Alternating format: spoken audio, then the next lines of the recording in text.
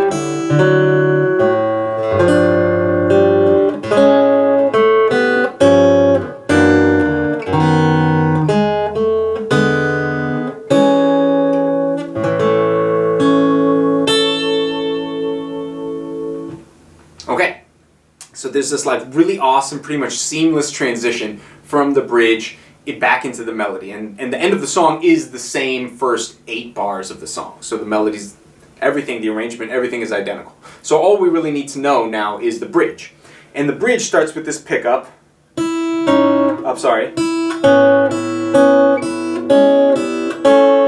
So we're starting with an open E as a pickup, and 1. And then the 1 is an open A. It basically mimics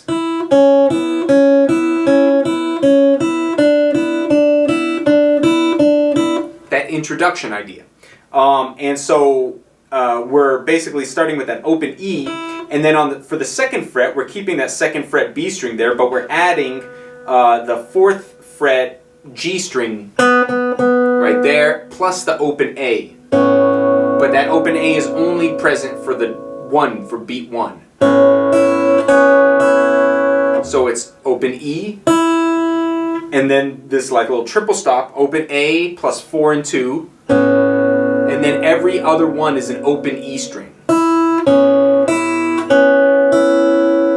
So we play this 4 and 2 twice, once with an open A and the next time without it. And then we switch to 1st finger and or 1st fret on the G string and 2nd fret on the B. And then 2nd fret on the G string and 2nd fret on the B. So this B string 2nd fret is there the whole time. The G string plays the 4th fret twice, 1st fret, and then 2nd fret.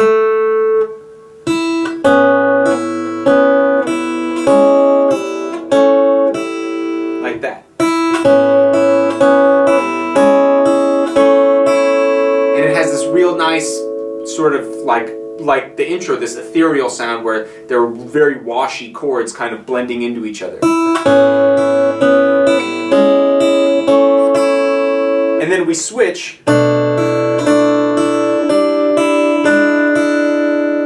So now we're putting our pinky on the 3rd fret B string, and that stays there the whole time, and we're putting our 1st finger on 2nd fret A string, middle finger 2nd fret G string. And just like the first measure of the bridge, this bass note is only there for the first beat. You repeat this double stop, 2nd and 3rd fret, but without the low B. And then you take everything off but the pinky and play open G plus that pinky. And then you put your 1st finger on G sharp plus that pinky. So that's...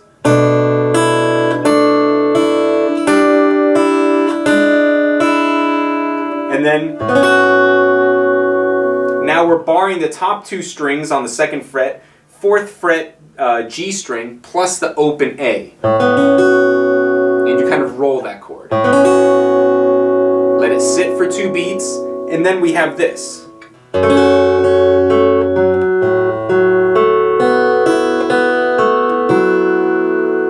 This nice big sweeping arpeggio sound over an F sharp minor chord. So we're playing this F sharp, we're barring the 2nd fret, playing the low E, which is on an F sharp, plus the top 3 strings. And we add our pinky to the 4th fret D string. And after we play the big chord, we go B string, G string, D string. Like that. And then we lift everything off except our pinky. We keep our pinky there and we put our 1st finger on the 2nd fret G string and climb back up using an open A to start. And then back down. And then when we get to the pinky note on the D, on the way back down, we play that F sharp on the D string along with an open E. So that's like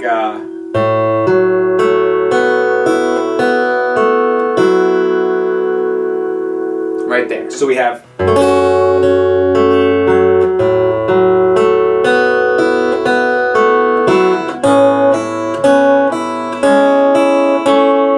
and then that part repeats.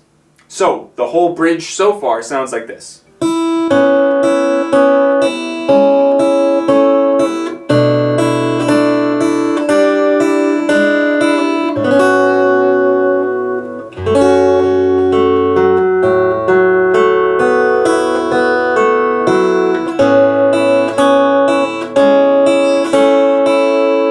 And then that measure is the same as the first measure of the bridge. And then from there we do this.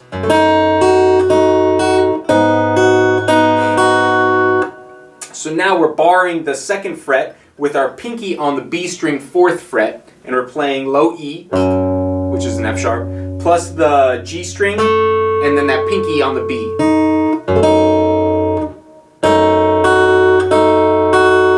And the same thing as before, that bass note is only on the 1st beat. And then we play high E, which is underneath our bar, and then that double stop 2 and 4, plus the high E again. So, and then we keep our pinky there and we add our middle finger now to the low E 4th fret, G sharp, and then our ring finger goes on the B note on the 4th fret G string. So now we have 4, 4, 4. And our 1st finger goes on the 2nd fret of the high E. And we play this triple stop, then the high E, then just the double stop without the bass, and the high E again. So that's, so we have,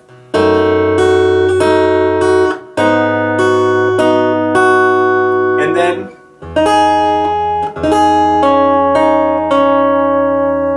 so now we're barring the 4th fret E and B strings plus an open E, and then we take our ring finger and put it on the 6th fret G string and bounce back and forth between the 6th fret G and 4th fret B. And then we take that ring finger and we slide it back to the 4th fret and bar the 2nd fret and add our pinky to the high E for this part.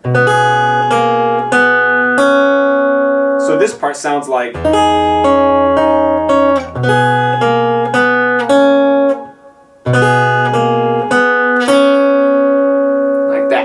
and so now we're basically playing a low F sharp,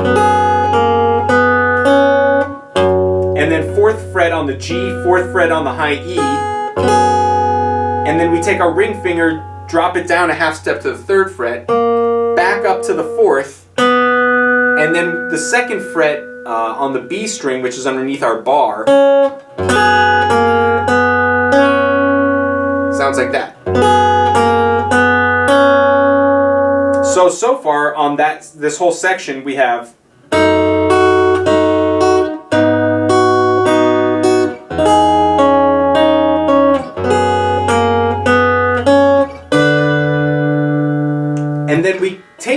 two fingers, the ring finger and the pinky where we are, and slide them up to the 7th fret and play an open D along with it.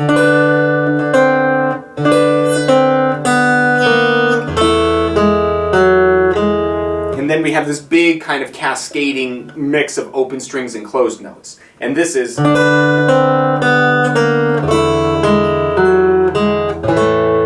last bar of the bridge. And so we have this double stop on the 7th fret plus the open D. And then 5th fret, we drop our ring finger down to the 5th fret on the G string. And then open B. And then B flat on the 3rd fret G string. So.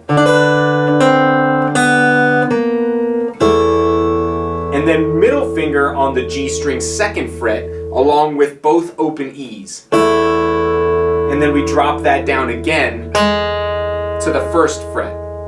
So if you'll notice, the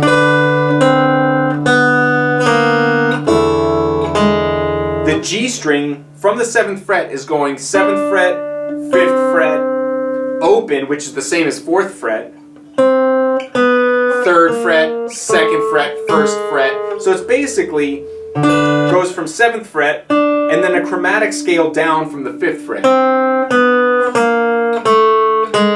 Like that. Oh, sorry.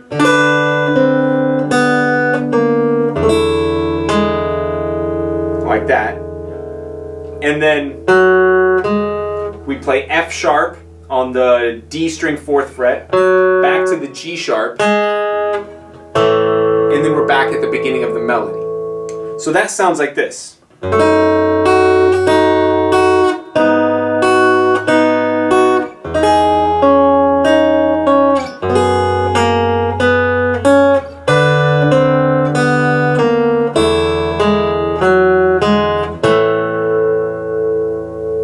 And then it's literally the identical thing as the first part of the melody. It's the first 8 bars just repeated again, and that's the end of the song. So the whole bridge sounds like this.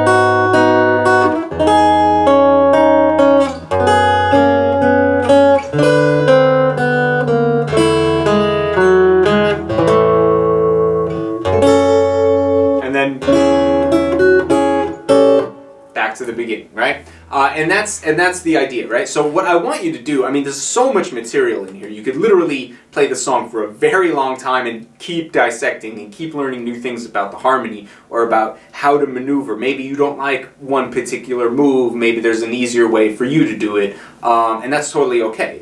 There's no, especially with Laurindo Almeida's stuff, it's not like some hard and fast rule where it's like, this is the only way you play it, you never use an open string, you always use a closed string, whatever. That kind of stuff is much less important than the actual music, So make sure that throughout the entire piece you can focus on the melody and you can hear the melody, even in the bridge where that melody isn't what isn't the standard melody of the song, but instead it's the melody that takes place in the introduction, right? So make sure you can hear that melody, you can focus on the moving bass notes and the thickness of each chord, and when there's a big, fat, thick chord with lots of notes in it, try to emphasize the melody note. Or like at the end of the bridge where there's that chromatic movement down on the G string, see if you can't emphasize that chromatic movement and give that sort of a temporary highlighted sort of appearance within the bridge. And you can really focus musically on a lot of different elements on this, but it's a really fun song to play and it's very, very beautiful. So I hope you enjoy it and have some fun.